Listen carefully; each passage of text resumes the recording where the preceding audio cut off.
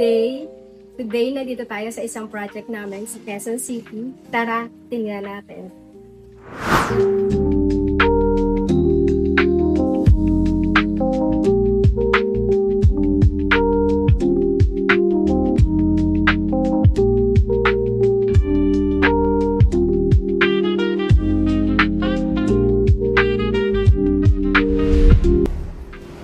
Welcome dito sa ating newly renovated condo unit.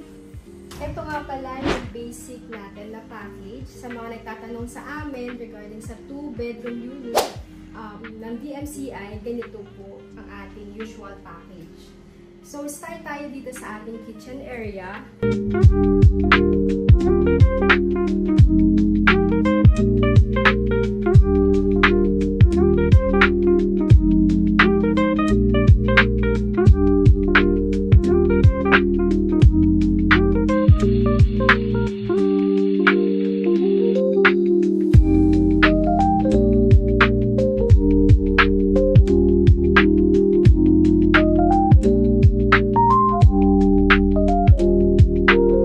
Most of the cabinets nito, ni-retain lang natin. Nirelaminate natin itong part ng base cabinet and then we put na lang yung another cabinet dito sa part nito for the cooktop and also for the mini oven nila client. The previous layout nito, on this part, actually hindi siya intended for gas range kasi they are only having the exhaust fan. Pero, nagawa natin ng paraan. So, meron tayong range hood dito sa ilalim. So, pakita natin. So, andito siya. Ayan. And then, dito, para maitaas mo, ayan, naka-cover lang itong part na to. And nandun yung ducting. So, hindi pa rin natin nasira or nawala yung standard layout sa common area outside this unit. Tayo na natin. So, andito yung mini electric oven. And then, itong part na to, naglagay tayo dito ng drawer for cutlery or kung ano pa. And then, sa base, ganun din. Para ma-maximize natin tong space. So, soft close lahat ng ating ginagamit dito. And also, ito, previously, nandito na, ginawa na lang natin ng bay para malinis. And pinalitan lang natin yung soft close mechanism.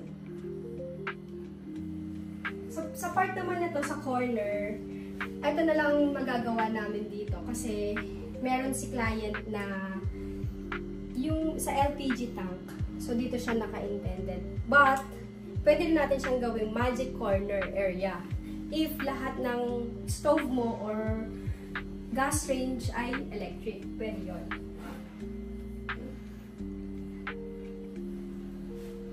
So, ito yung mga base. Pakita lang natin. So, dito pwede tayo maglagay ng ganito.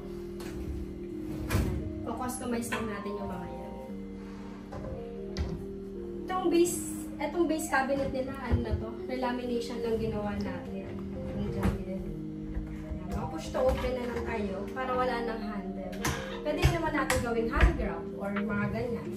Magkaroon tayo ng seamless handle para hindi siya masyadong bulky tingnan.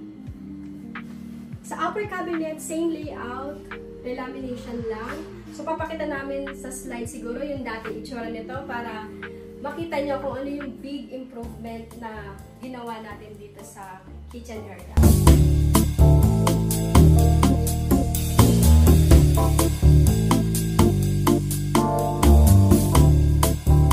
So, upper cabinet 3 yan.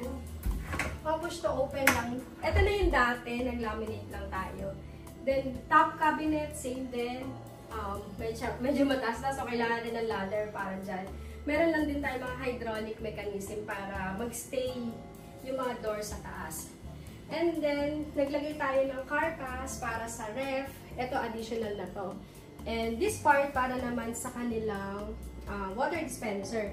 If you're asking saan natin lalagay yung microwave oven, meron tayong part dito sa corner. Pero bracket type na lang. Dito siya nakapwesto sa part na to.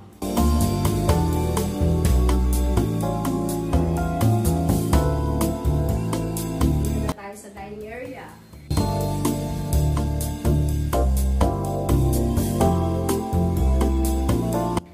Ito yung layout natin usually ginagawa kasi para mas maging convenient and maganda yung magiging workflow ng tao sa passageway pagpasok, diba?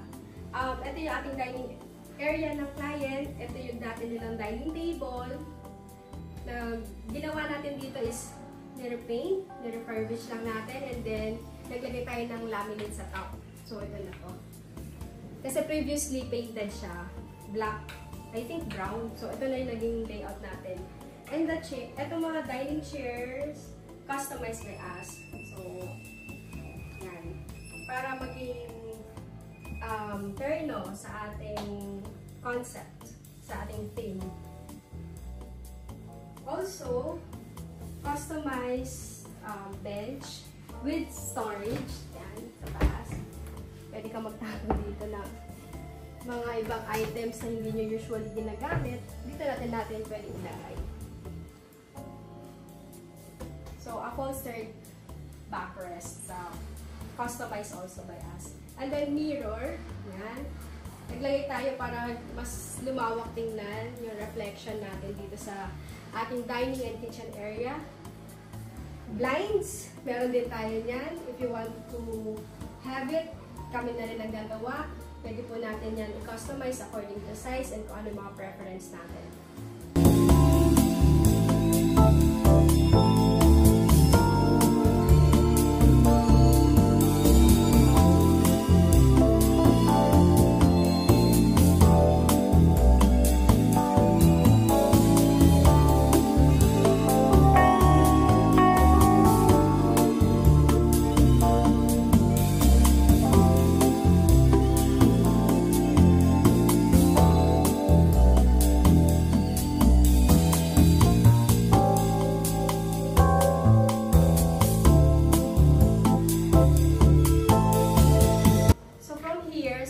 Dining area, andito din yung ating living area.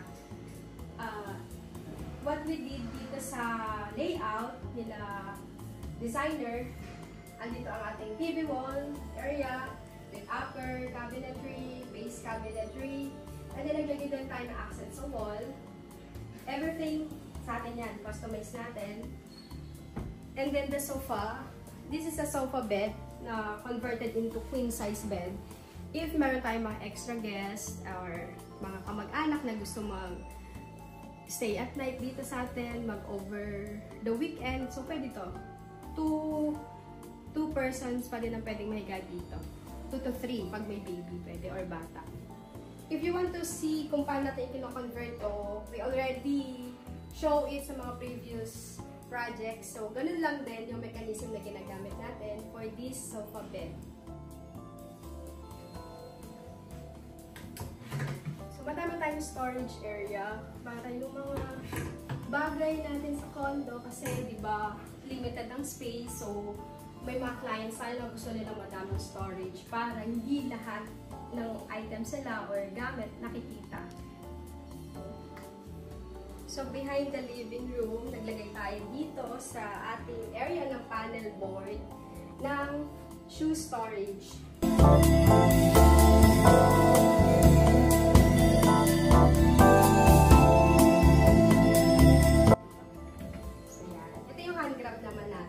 So, hindi lahat push to open. Hindi rin yung mga ganyan. Dito natin lalagay yung natin mga shoes na occasionally ginagamit para nakatago lahat. And then, display area. For the panel board, we recommend maglagay din tayo ng something like frame or painting para hindi siya agad-agad nakikita. So, let's go. Check natin yung kids' bedroom. So, dalawa yung anak ni client, both boys. So, pwede natin siyang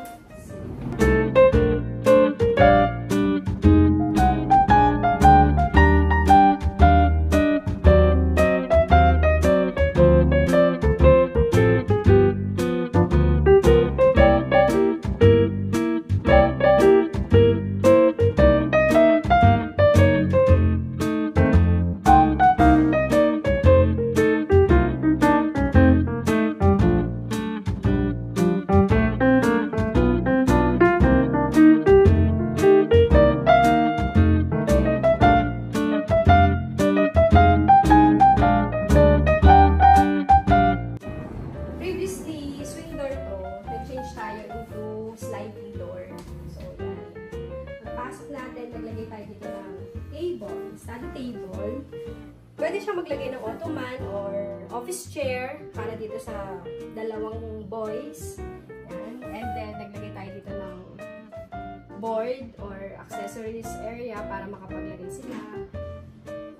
IKEA, binili ni client. Ayan, ilaw. Kasi pag nag-study, binili extra lighting. And storage, display area, pwede sila kahit anong lagay nila. Anything na ginagamit for school or for their hobbies, dyan. And then, eto yung ating wardrobe. So, sliding door, may nagamit na sila. So, nandyan na siya. And then, itong ating mga drawers. So, a lot of storage ang request nila para madami silang mailagay. Okay? And, ito ang ating full-size mirror para mas lumaking tingnan itong space, nakikasing tingnan yung reflection nitong ating full-size mirror. And then, we customize this bunk bed. Try natin. Talagang matatry mo na patibong. Kasi walang tunog. Yan. And then, single bed.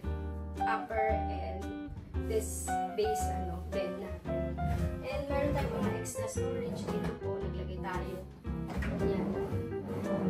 For extra linens, bed sheets, pwede lang ilagay. Para lahat naka-organize. So from kids room, let's now check the master's bedroom.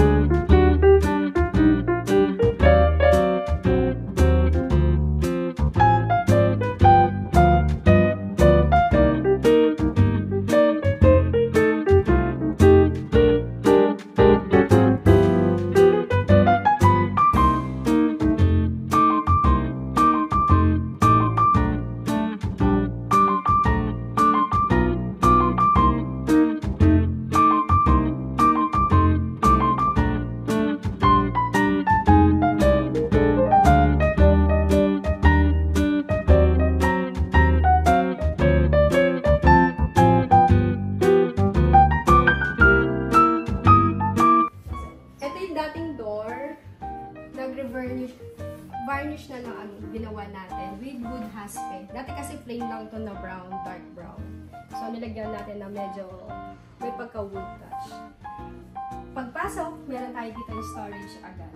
So, pwede tayo maglagay dito ng mga extra gamit. With shelves.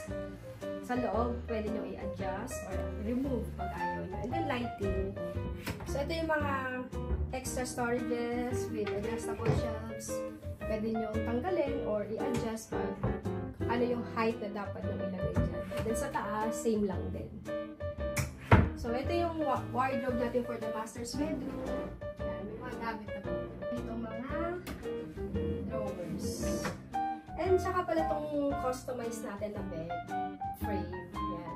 Queen size to, yung ilagay natin sa part na to. The lighting dito sa headboard part for extra display area. Okay. So ito, sa itaas. Pwede mo itong itaas. Tapos may storage din tayo sa bottom part. So yun. Meron din dito sa kabila. Ayan.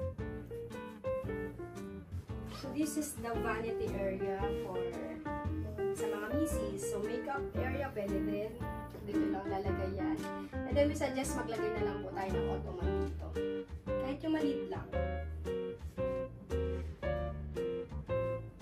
And then this part, dito sa TV area natin, meron din tayong mga bottom cabinet dyan. So upper cabinet, dyan. Meron din dito sa part dito. Parang mga storage lang natin. Sa part na to, naglagay lang tayo ng blinds. Hindi na sila nagpa-curtain. Pero pwede rin natin lagyan ng curtain pag gusto ni client. Maganda rin naman. Kaya silang aesthetic, tingnan, and nagbe-blend sa ating design.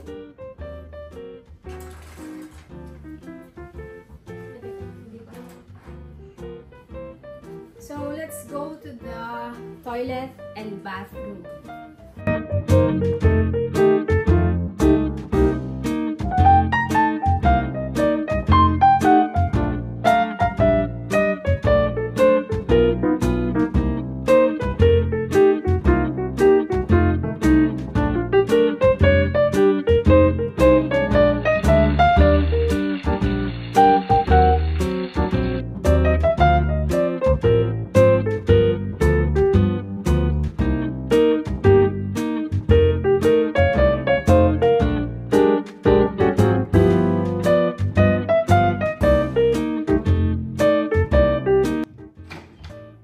So, ito yung door.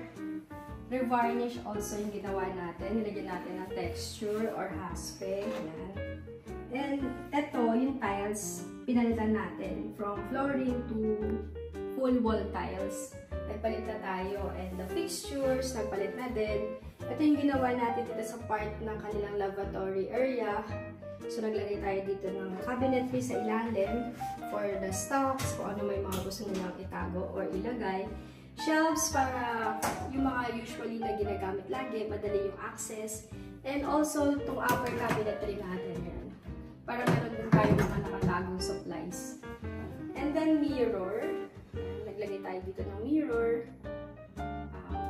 Yung color is tricolor. Okay. So, depending on your mood kung ano gusto nyo. Naglagay din tayo dito ng shower, enclosure, swing type. Ayan. Para hindi laging magbasa itong floor na to. And then, ayan. Water heater. Wala tayong binago sa plumbing kasi hindi tayo allowed na galawin to. So, kung ano lang yung pwede natin ma-change, yun lang natin ang kaya natin palitan.